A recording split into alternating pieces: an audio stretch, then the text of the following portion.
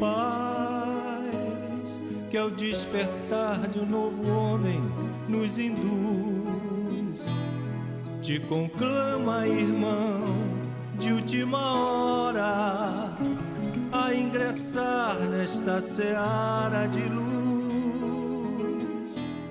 Te conclama, irmão, de última hora. Bem, meus irmãos, boa noite a todos.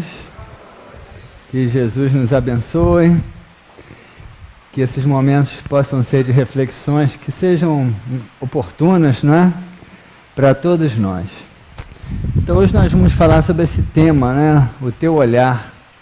Quando eu pensei nesse tema, eu pensei, parece declaração de amor, né? Parece poesia de enamorados, né? Teu olhar é um sonho azul, teu sorriso uma promessa louca, teus lábios duas joias de coral no encaixe sensual da tua boca. Ari Barroso. Mas não é disso que nós vamos falar, não. Não é de amor, não é de paixão, não é de encontros, não. Nós vamos falar justamente da forma como nós estamos percebendo, da forma como nós estamos interpretando a vida, né? Que olhar é esse que nós estamos tendo para a vida, que é justamente a referência que nos faz fazer opções, que nos faz buscar opções, que nos faz dar respostas, reações à vida, que nos faz escolher os nossos caminhos. Apesar de nós termos muitas outras formas de percepção da vida, a visão ela é a forma majoritária que mais nos influencia. Claro que uma pessoa que perde a visão por algum problema físico, ou que já nasce com essa dificuldade, ela acaba desenvolvendo outras formas de perceber a vida, com certeza. Mas a visão, ela é, para as pessoas que gozam das suas faculdades perceptivas normais, a visão é a principal fonte de captação e de interpretação da vida, mas a principal mesmo. As influências visuais, elas influenciam a nossa vida mais de 90%. Em relação à totalidade das outras formas receptivas, como a audição, como o tato, como o paladar, o olfato, né? Só que olhar a vida é uma coisa, né? Interpretar a vida é uma outra questão muito mais complexa. Porque aquilo que nós olhamos, a realidade que nós observamos, ela vai ser codificada, ela vai ser interpretada dentro da nossa vida mental em cima das nossas experiências anteriores. A interpretação da vida é um fato extremamente subjetivo, de tal forma que duas pessoas podem estar olhando para a mesma coisa e terem interpretações diferentes, terem emoções diferentes, estarem até vendo coisas diferentes, apesar do formato daquilo que está sendo observado ser idêntico para ambas. Mas a forma como elas sentem, o significado que elas emprestam àquela visão, vai variar pelas experiências anteriores que essas pessoas que nós já vivemos. Não só experiências de vidas passadas, mas experiências dessa vida.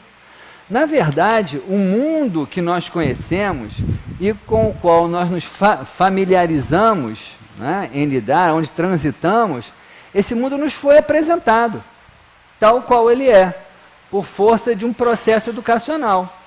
Se nós não tivéssemos nascido nesse mundo, tivéssemos nascido em outro mundo, outras formas de percepção nos seriam, outras formas de interpretação nos seriam dadas.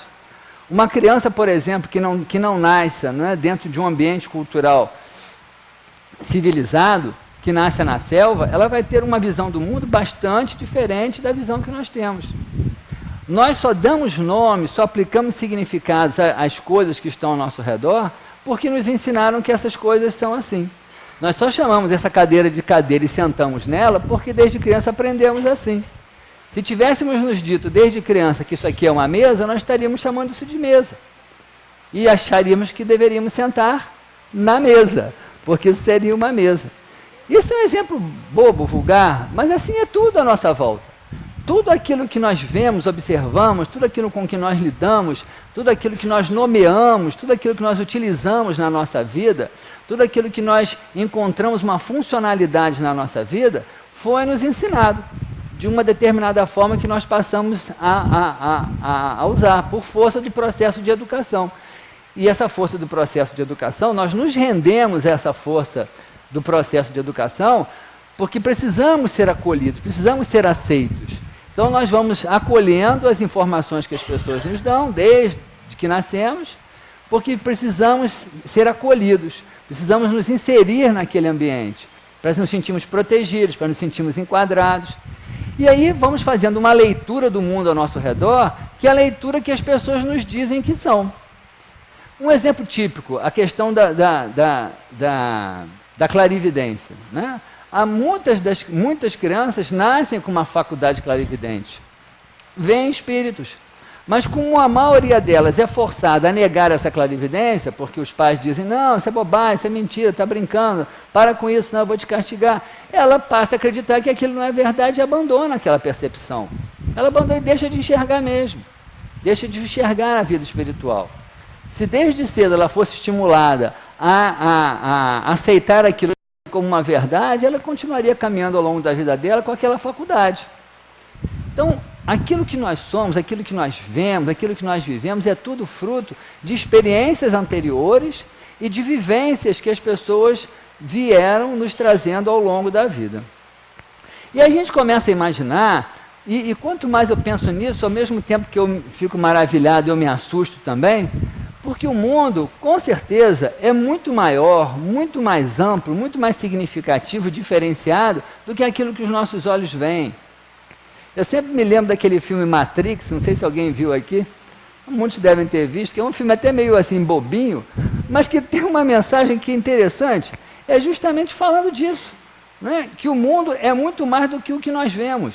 O que nós vemos é o que nos ensinaram que nós deveríamos ver. Mas o mundo é muito mais. Nesse exato momento existe uma gama de energias circulando nesse ambiente, existe uma gama de pensamentos sendo plasmados aqui nesse ambiente, que fazem parte desse contexto. Mas nós não estamos vendo, mas eles estão aqui. Alguma pessoa com uma faculdade mais sensível, mais perceptiva, estaria vendo. Então, o nosso olhar para o mundo vai fazer com que nós investamos um determinado significado a esse mundo. E como esse olhar é construído por experiências e informações anteriores, a forma como nós vivenciamos essas experiências, a forma como nós acolhemos essas informações, vão fazer com que nós tenhamos um determinado olhar. Ou um olhar mais otimista, ou um olhar mais pessimista, ou um olhar mais construtivo, ou um olhar mais destrutivo. Aliás, tem um livro assim interessante que agora, eu me lembrei dele agora, não estou me lembrando o nome do autor, mas o nome do livro é O Fator Sorte. Foi escrito por um psicólogo que fez uma tese de mestrado, e ele estudou, fez o estudo dele em cima de pessoas que diziam ter sorte e de pessoas que diziam não ter sorte, é azar na vida. Ele dividiu essas pessoas nesses dois grupos e foi estudar o perfil psicológico dessas pessoas. E ele chegou à conclusão que as pessoas que diziam ter sorte, na verdade, tinham um perfil psicológico otimista, de encarar a vida de peito aberto, com determinação, com otimismo. E as pessoas que diziam ter azar tinham um perfil psicológico mais retraído, mais pessimista, menos empreendedor. E ele vai concluindo que a questão da sorte ou do azar não era uma questão casuística, na verdade era uma questão que havia sido construído pela formação, pela personalidade de cada uma daquelas pessoas. É claro que a gente sabe que do ponto de vista espiritual, do ponto de vista reencarnatório, realmente algumas pessoas, por alguns tipos de comprometimentos kármicos, têm algumas dificuldades a mais, outras parece que têm algumas facilidades a mais. A gente sabe, isso é uma verdade. Mas essa tese aponta justamente nesse sentido, de que a forma como nós vemos a vida, a forma como nós lidamos com essa vida, vai fazer com que as coisas concorram a nosso favor ou acabem se tornando obstáculos para o nosso crescimento. Tem até um poemazinho, um poema antigo, não me lembro do autor desse livro, desse poema, é O Teu Olhar, não me lembro porque eu mesmo não encontrei, eu conheço esse poema há muitos anos, e diz assim, o mundo tem sua cor, é você quem veste o mundo e o vê como você é. Se você põe os olhos da bondade, os óculos da bondade e da alegria, tudo é belo e positivo, porque positivo e belo está você. Mas se você é vingativo, invejoso, egoísta, vê o mundo desse jeito, porque desse jeito é você. Do modo como você vê, do modo como você pensa, do modo como você sente, desse modo é você. Você é a medida do seu mundo. Ah, mas que felicidade, que alegria se o Cristo fosse a medida de você. Com certeza, se o nosso olhar fosse o olhar do Cristo, o mundo pareceria belo. Essas informações que às vezes nós escutamos, né, que Jesus está penalizado, que Jesus sofreu pelas nossas imperfeições, eu particularmente não acredito em nada disso. Um espírito feliz, um espírito que compreende a vida, um espírito iluminado como Jesus, não se entristece, ele compreende tudo isso. Nós é que nas nossas fragilidades nos deixamos envolver por pequenas questões que nem sempre são verdadeiras, mas muitas vezes são frutos das nossas percepções distorcidas da vida. E entre essas percepções distorcidas, uma das que mais move as nossas ações é a percepção do medo. A gente escuta muito falar na literatura, os expositores, na casa espírita, né, que o homem ele é movido pelo amor ou pela dor. Eu estou refazendo essa tese. Eu estou chegando à conclusão que o homem ele é movido pelo amor ou pelo medo de sentir dor. Não é a dor que move o homem, é o medo de sentir a dor. Porque a dor, quando você a tem, você quer se livrar dela e se curar, e você vai buscar o paliativo naquela hora para se aliviar. Mas depois, quando você começa a pensar que você pode voltar a sentir a dor, o medo de sentir essa dor é que vai fazer com que você se adeque a um novo comportamento, a uma nova relação com a vida. Você vai vai melhorar a sua dieta, vai melhorar os seus hábitos físicos. Por quê? Porque você passou a ter medo de sentir a dor. Então não é propriamente a dor que nos faz mudar, mas o medo de vir a sentir a dor. O medo é uma emoção importante na vida humana, com certeza, porque ele nos prepara, né, para a reação, ele nos prepara para a fuga, ele é um instrumento fundamental de sobrevivência do ser humano. Sem o medo nós não teríamos chegado vivos aonde chegamos, com certeza. Então, o medo nos protege. A grande questão é que, por conta dos nossos olhares distorcidos e subjetivos, nem sempre o medo que nós sentimos se justifica. Muitas vezes nós sentimos medo de alguma coisa que não é real, que talvez nunca vá acontecer, mas nós modificamos a nossa vida em função de um medo que não se justifica.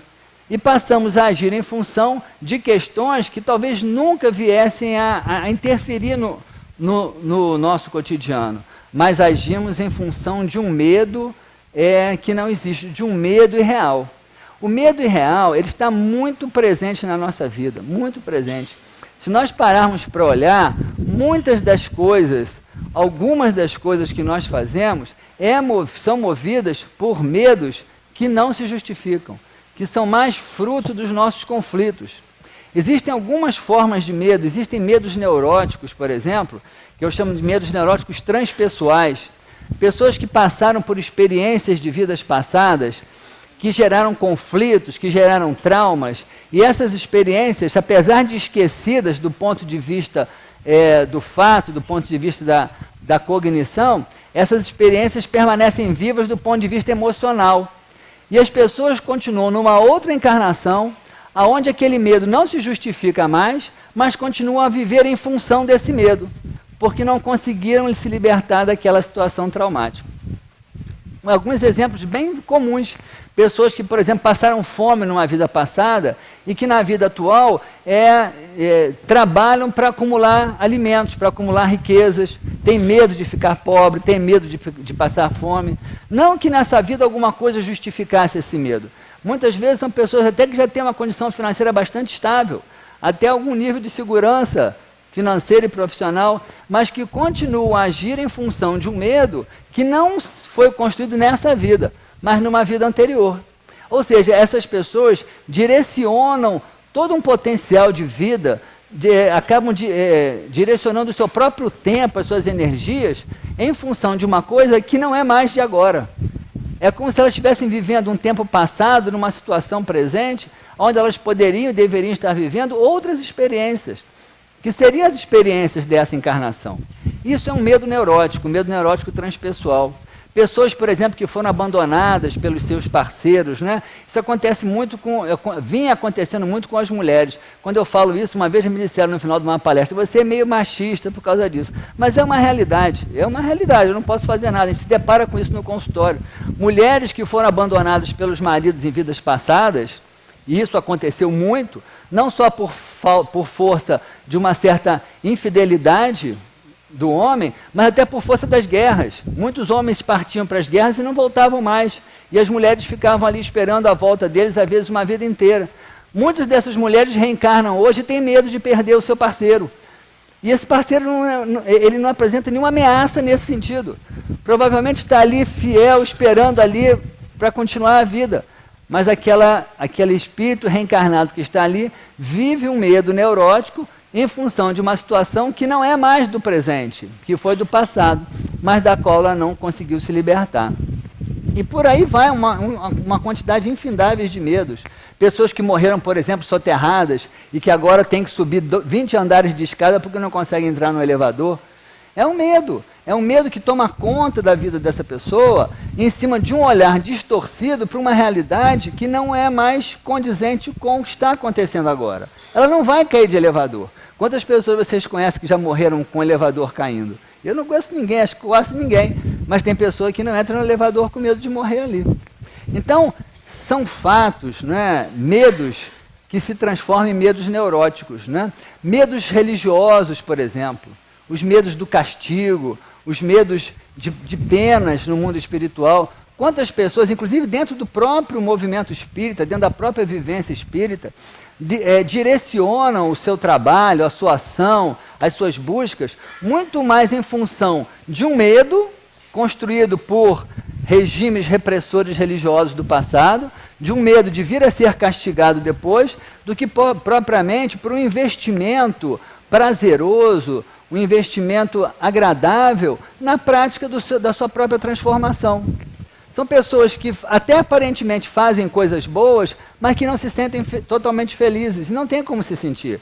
Porque o móvel das suas ações não é um móvel espontâneo em função do bem, é um móvel de um medo neurótico, medo de uma punição que elas introjetaram por conta de regimes religiosos bastante autoritários, onde nós todos já vivemos. Mas uns passaram por experiências muito traumáticas, com certeza. Muitas pessoas passaram por experiências muito dolorosas, fisicamente dolorosas, de punição nas vivências religiosas do passado. Né? Inquisição, cruzadas, enfim, uma série de outras situações que a gente sabe que aconteceu, né, nas vivências religiosas do cristianismo, que muitos de nós podemos ter passado, e que criam um imaginário, né, de uma ameaça futura que não se justifica, porque os espíritos superiores são muito mais complacentes do que nós imaginamos. Hoje a experiência que a gente tem com terapia de vidas passadas é que o percentual altíssimo, mais de 90%, das pessoas que desencarnam são imediatamente socorridas. Imediatamente ou quase na sequência. A história de a gente vê os livros de André Luiz, né? As pessoas lá no umbral. Por quê? Porque o André Luiz foi lá fazer uma reportagem, um estudo sobre aquelas pessoas. E aí nós, por conta dos nossos medos religiosos, ficamos achando que todos vão passar assim. Por isso, eu já vi expositor falando, não, todos nós vamos ter que passar no umbral. Isso não é verdade. As experiências que a gente tem com terapia de vidas passadas mostram que um percentual altíssimo das pessoas, ao desencarnar, é imediatamente socorrido.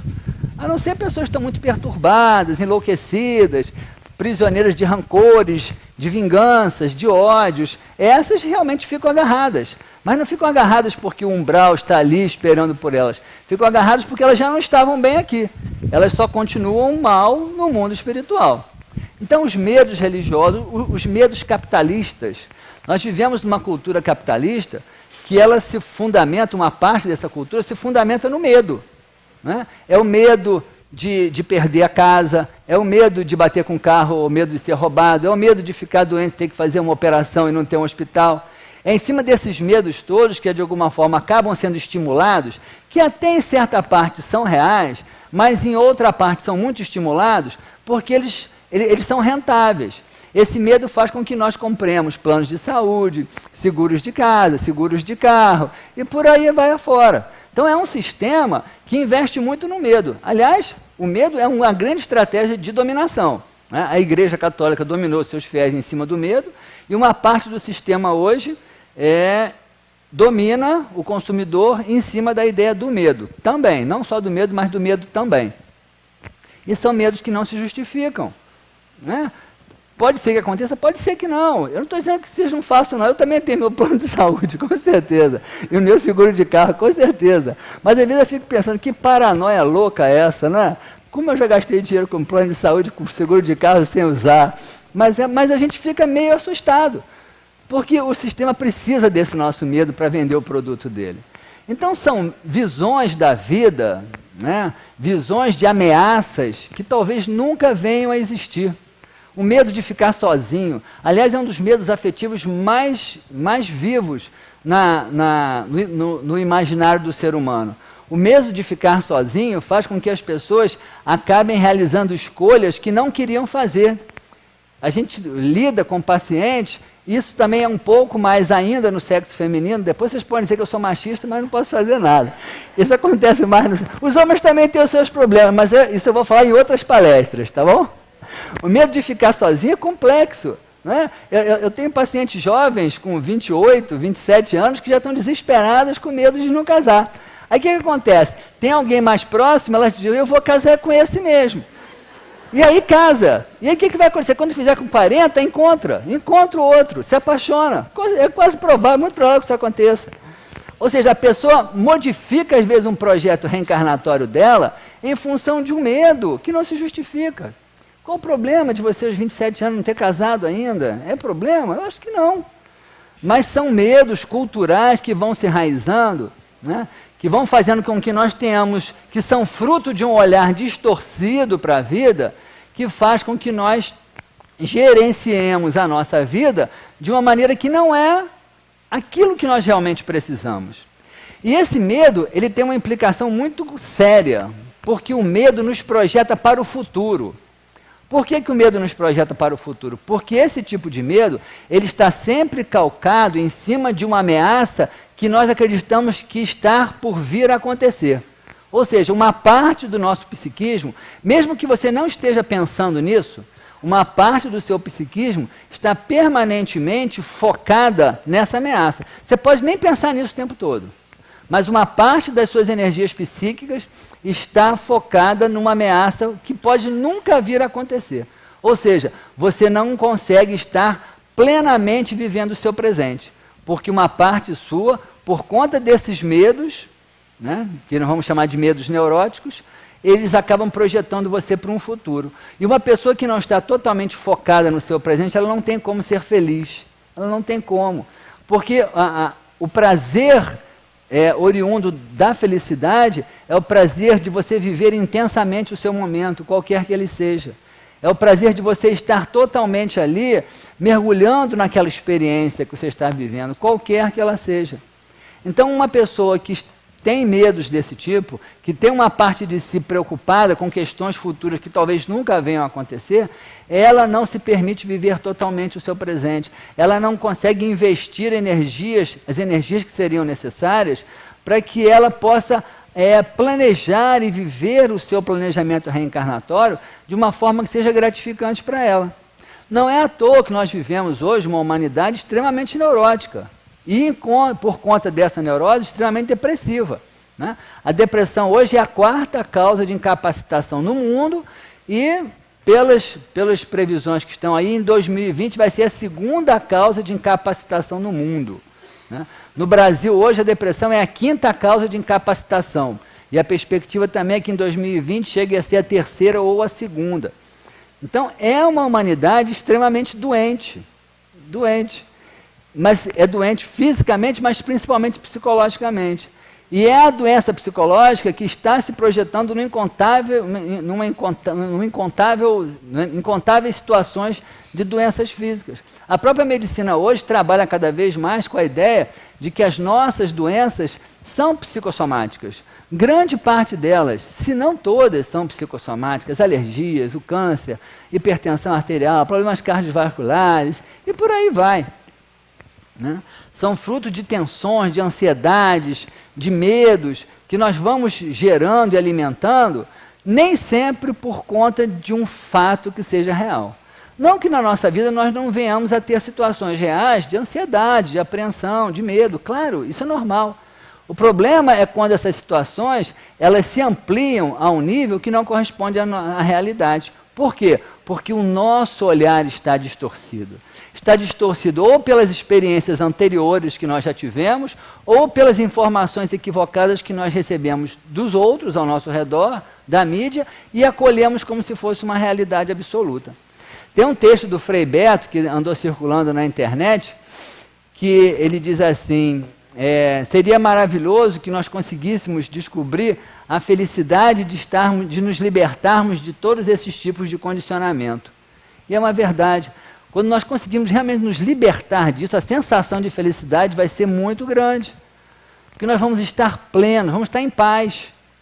Aliás, a doutrina espírita, com toda a sua fundamentação, ela nos aponta nessa direção. Ela nos aponta, porque nós somos espíritos imortais, não vamos morrer nunca, o nosso corpo é que vai morrer. Nós estamos passando por um processo de crescimento espiritual. Existe todo um amparo espiritual nos aguardando. Se nós nos entregarmos a fluir por esse caminho, a princípio, quaisquer que sejam as situações, vão nos levar a uma situação, a um momento de felicidade, de crescimento espiritual. Só que nem sempre é fácil aceitar isso como um móvel da nossa vida, nem sempre. Porque as influências mais próximas e as influências pessoais que nós já vivemos em vidas passadas, elas falam mais alto, elas têm mais pujança na interferência de quem nós somos, de como nós agimos, de como nós pensamos, de como nós vemos a vida. Mas o olhar para a vida, o olhar distorcido para a vida, ele não é um problema só por nos levar a fazer opções equivocadas ou distorcidas da realidade. Ele não é um problema só por isso.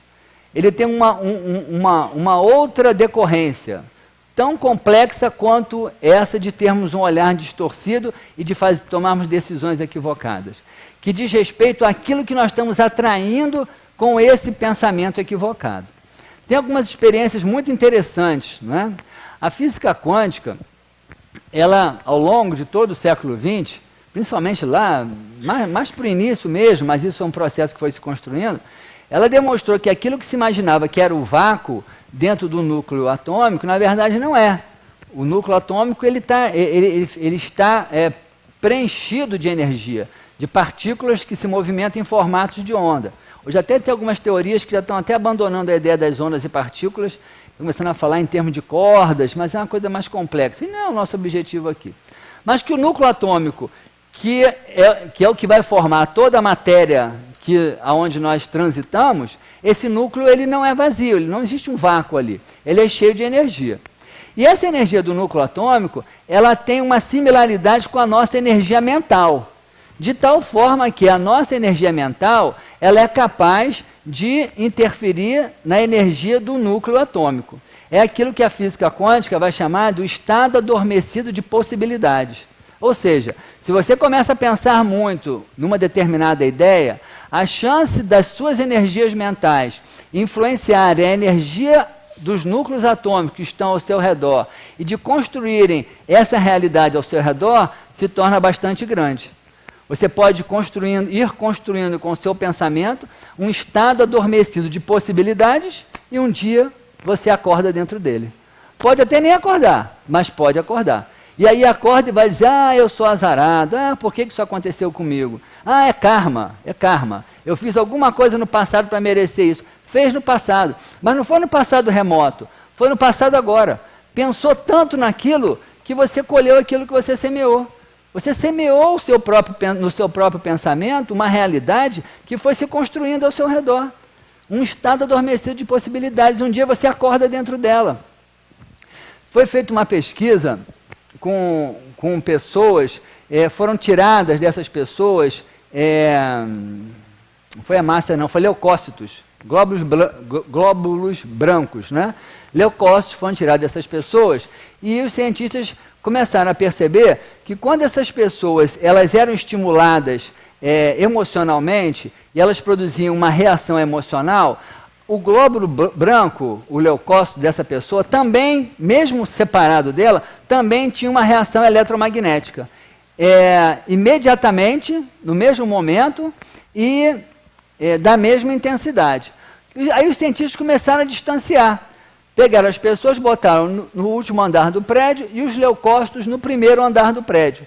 Estimulavam essas pessoas, né, a estados emocionais e essas pessoas tinham reações emocionais, logicamente eletromagnéticas, e os leucócitos de cada um lá no primeiro andar do prédio imediatamente reagiam na mesma intensidade, no mesmo instante que essas pessoas eram estimuladas. Eles começaram a aumentar a distância. Chegaram a 80 km de distância e desistiram. Pararam por ali. Porque a 80 km as pessoas eram estimuladas emocionalmente, tinham reações emocionais e emanavam energia, e o leucócito dessa pessoa a 80 km manifestava no mesmo instante, na mesma intensidade, um nível de reação eletromagnética. Ou seja, nós somos aquilo que pensamos. O nosso pensamento, ele influencia diretamente tanto no nosso corpo, na nossa saúde, quanto na realidade ao nosso redor. Isso é um fato. Isso hoje não é mais uma suposição. É claro que, como nós estamos encarnados e a matéria densa ela é menos maleável, às vezes o tempo para a concretização dessa tendência mental dos nossos pensamentos pode ser longo, às vezes pode até ser mesmo. Mas você vai criando aquilo que a física está chamando de estado adormecido de possibilidades. Pode acontecer ou não. No mundo espiritual é muito mais rápido. No mundo espiritual você pensou, você concretiza quase que imediatamente. Tanto é que eu me lembro que é um espírito, não sei se é o André Luiz ou o Emmanuel que fala isso, né? Se você quer saber como é que você vai se sentir no mundo espiritual, pense como é que você se sentiria sem roupa numa praia cheia de gente. Porque aquilo que você pensar, todo mundo vai estar vendo. Que você vai materializando aquilo. A energia é muito plástica, é muito maleável. Então a força do pensamento é muito instantânea. Você vai estar sendo alvo das observações. É por isso que você vai ficar, por força da sintonia, nos locais onde você tem similaridade de pensamento com outras pessoas. Porque senão você vai causar uma situação que vai ser inadequada, vai ser indesejável, vai ser até insuportável em meios onde você não esteja familiarizado, sintonizado com aquele tipo de pensamento. Por isso que a identidade de pensamento, ela é tão forte, ela vai reger de maneira muito intensa aonde nós vamos ficar no mundo espiritual, né? Então, em cima dessa pesquisa, né, dos leucócitos, né, que os cientistas começaram a ver que os pensamentos influenciavam muito a matéria, e eles começaram a perceber que o que influenciava mais, que a carga mais intensa de influência, não era propriamente a ideoplastia, ou seja, não era propriamente a fixação da imagem. O que influenciava mais a matéria e o mundo ao redor era a emoção que acompanhava essa ideia, esse pensamento. Veio um cientista, o Joseph Ledoux, ele escreveu alguns livros, um deles foi o Cérebro Global. Não, o Cérebro Global não, foi o Cérebro Emocional. Ele veio na sequência do Daniel Goleman, que estudou a inteligência emocional, criou a ideia da inteligência emocional. E o Joseph Ledoux ele fez uma experiência, tanto com animais como com seres humanos, que tinham lesões que separavam os dois hemisférios cerebrais. E ele descobriu o seguinte: se você guardou um fato na memória num hemisfério, se o seu hemisfério foi lesionado, esse fato não aparece no outro hemisfério. Você pode procurar o fato lá, porque ele não aparece. Ele só aparece no hemisfério onde ele foi registrado. Mas a emoção aparece. A emoção aparece no hemisfério onde ele foi registrado e aparece no outro hemisfério, mesmo que os dois estejam lesionados, separados. E ele começou a perceber, então a emoção não está no cérebro. Porque se mesmo lesionado, se o cérebro lesionado, o fato não passa para o outro lado, mas a emoção passa, por onde que ela passa? É porque ela transita ou talvez não esteja no cérebro. Ele levantou essa questão. E vem um cientista mais recente, o Joseph Chilton, escreveu um livro muito interessante para quem gosta desses assuntos, A Biologia da Transcendência. Ele levantou uma questão. Ele levantou uma questão que passava desapercebida, mas que ninguém tinha parado para refletir sobre isso. Que o coração tem mais número de neurônios, que é a célula nervosa, do que seria necessário para uma simples contração muscular. Porque, a princípio, imaginava-se que o coração era um músculo que bombeava o sangue. Então, para ele fazer isso, ele não precisava ter tantos neurônios como ele tem. E ele começou a ficar curioso com isso, e começou a estudar. E ele descobriu que o coração ele emitia ondas eletromagnéticas mais intensas do que o próprio cérebro. E ele chegou à conclusão também que essas ondas eletromagnéticas, elas são do coração, elas são mais parecidas com as ondas eletromagnéticas do cosmos, do universo, do que as próprias ondas cerebrais. E ele, em cima dessas descobertas, ele lança uma hipótese, que é em cima da qual ele está estudando, que o nosso coração seria um cérebro emocional. Segundo ele, o nosso coração é o órgão que administra as nossas emoções. Surpresa para vocês? Não, não deveria ser. Não, nem Kardec eu nem me lembro. Mas André Luiz, em Evolução em Dois Mundos, ele vai dizer claramente isso. Ele vai dizer lá, nós temos um corpo mental que está ligado ao centro coronário, que administra o pensamento, a cognição, a razão, e ele vai dizer lá, nós temos um corpo emocional ligado ao centro cardíaco que administra a emoção. Ele vai falar isso com clareza. Pode pegar lá na Evolução em Dois Mundos. Então, o que a ciência está descobrindo agora é um fato que a espiritualidade já sabia e já nos propôs há muito tempo, ainda que eu sei que acaba passando meio desapercebido. Até porque a Evolução em Dois Mundos é difícil de digerir, com certeza. Não é? E o que a ciência está começando a concluir em cima disso? Que quando você alinha pensamento e emoção, a força de materializar isso se torna muito maior. Quem já viu aí, leu o livro ou viu o filme, né, que na verdade é um documentário do Segredo, sabe disso. É justamente isso que essa filosofia do Segredo vem apontar. Se você consegue alinhar o pensamento com a emoção em cima de uma única direção, a chance de você atrair aquilo para você é enorme, é muito maior. E tem uma trovinha que diz assim, se queres ser feliz, pensa com felicidade, porque essa é a força motriz que cria a realidade. Então, se você não pensa com felicidade, você não vai atrair felicidade para a sua vida nunca. Aquilo que nós pensamos, aquilo que nós sentimos, vai ser a matéria-prima que vai criar o caminho por onde nós vamos transitando. Não, hoje a ciência está cada vez mais próxima de apontar isso como uma verdade absoluta.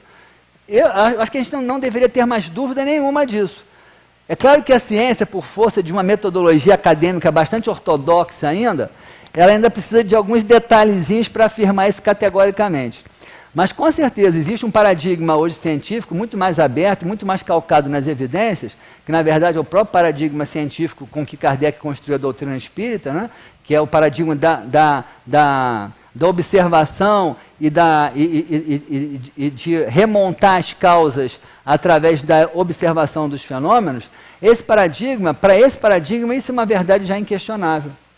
Ou seja, se você pensa muito numa coisa, e se você vive muito a emoção desse pensamento, você está realmente caminhando nessa direção. E a gente começa a ver o grande perigo do nosso pensamento. Não só porque você vai ter um olhar, não só porque, tendo um olhar distorcido para a realidade, ou seja, vendo a realidade de uma forma como ela não é, mas vendo ela de uma forma distorcida por conta das suas questões passadas, por conta dos seus traumas, por conta das informações erradas que você recebe. Então, vendo a vida de uma forma distorcida e errada, você não vai somente tomar decisões erradas, porque nós tomamos decisões em cima daquilo que nós vemos. Você não vai somente tomar decisões erradas, você vai estar atraindo para você essas possibilidades que você está alimentando no seu pensamento. Nós somos, meus irmãos, meus amigos, aquilo que nós pensamos. Não temos dúvida nenhuma disso. É só uma questão de paciência e de tempo. Cada vez mais essa ideia se torna real para nós, comprovada, uma verdade. Então depende de cada um de nós fazer as nossas escolhas. Porque essas emoções, elas vão se concretizar independente de elas serem certas ou erradas. Você pode estar sentindo uma emoção em cima de um fato irreal que não exista. Mas essa emoção, por ser algo real para você, porque é você que está sentindo, e por fazer com que de você emanem energias mentais em função dessa emoção, essa emoção que não se baseia num fato real, ela vai construir uma realidade onde você vai viver. Então, se você tem muito medo de uma coisa, cuidado, porque você pode se deparar com aquilo. E depois vai dizer, karma, eu passei por isso porque na outra vida eu devo ter feito alguma coisa. De repente não fez nada. É karma sim, mas é um karma que você construiu agora, que você construiu de tanto pensar naquilo, de tanto semear aquele pensamento, aquela ideia, né, sobre você. Aliás, uma das questões nesse sentido mais pujantes é a questão da autoestima. A maioria das pessoas que chegam numa fase adulta com problema de autoestima, elas só construíram esse sentimento por conta de informações distorcidas que receberam dos outros. A gente diz que são as informações distorcidas e as experiências de sucesso e fracasso. Crianças que receberam informações distorcidas do tipo, você não é capaz, seu irmão é melhor que você não consegue nunca, você é burro, ela acaba acreditando nisso. E vai viver uma realidade que não corresponde aos seus próprios potenciais. Mas informaram ela quando ela era muito criança, quando ela estava começando a apreender a vida ao seu redor. Informaram ela que ela era daquele jeito. Eu vou fazer o quê? Acredita. Aliás, ela precisa acreditar, porque é uma forma dela se sentir acolhida. Né? Eu vou concordar com o papai, com a mamãe, com a minha professora, com o meu tio, porque assim eu vou ser acolhido. Tudo bem, eu sou burro, eu sou incapaz, eu não consigo mesmo. E eu vejo isso muito. Hoje mesmo alguém falou para mim, lá no Ereu, eu estava falando alguma coisa com a pessoa, ela falou assim, não adianta, eu não consigo mesmo, eu sou burra mesmo. Eu falei, vou dar cartãozinho para você, vai fazer terapia.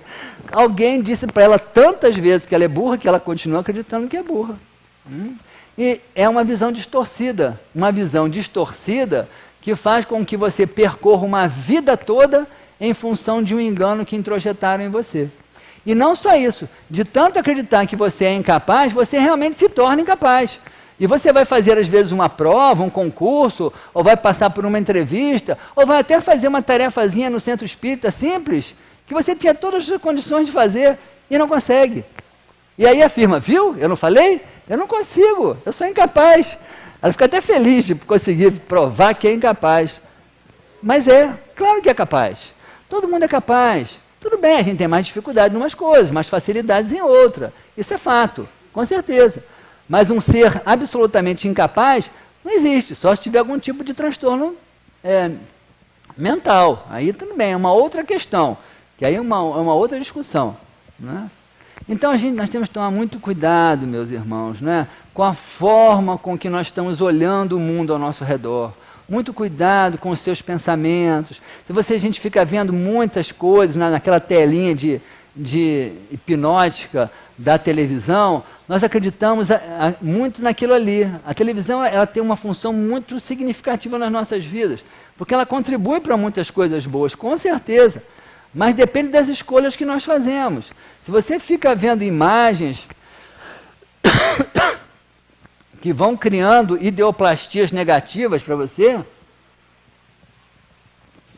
você um dia pode acordar dentro delas. É fato, é uma realidade. Então cuidado com o que você vê, cuidado com o que você fala, né? Cuidado com as interpretações que você está fazendo do mundo, porque isso tudo é um mundo onde você vai viver.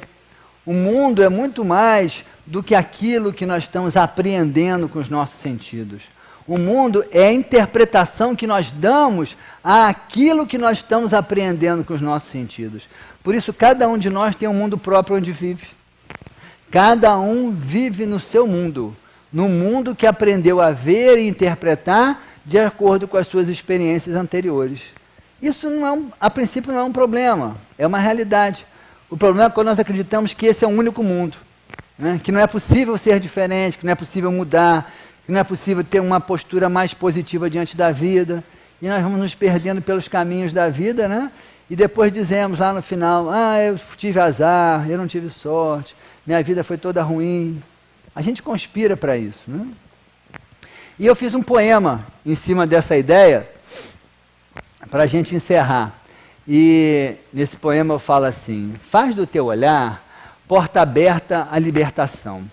Escolhe o alimento da alma que pacifique o teu coração. Assim, sem preconceito, livre de vulgares preceitos, criarás o canal da verdadeira sabedoria.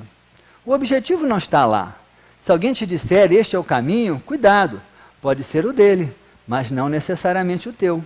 O objetivo está aqui, bem dentro de ti, clamando por ser descoberto, desvendado como o mar aberto. O navegante caminha em inegáveis fantasias, mas chegando em porto seguro, descobre 1000 alegrias. Faz do teu olhar, descerra o teu olhar para a vida, para os mistérios que te aguardam. Pensar pequeno fará de ti sempre pequeno. Sentir-se um Deus trará poderes desconhecidos. Mas cuidado, vós sois deuses, e não fui eu quem disse isso. Muito obrigado para vocês pela atenção.